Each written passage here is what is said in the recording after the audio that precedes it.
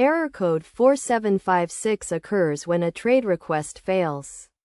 This error can be caused by several factors, including incorrect lot size, invalid stop loss, or invalid take profit. To fix the error, check the lot size and adjust it if necessary.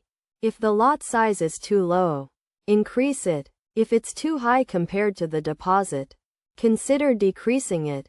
Ensure the lot size is rounded off to the correct decimal place as instructed by the broker. Next, check the stop loss price. When starting an order, ensure the stop loss price is not too close to the market price. Increasing the stop loss until the error disappears can resolve the issue.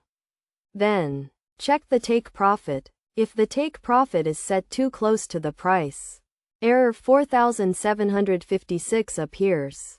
To fix it, increase the take profit on the order until the error disappears.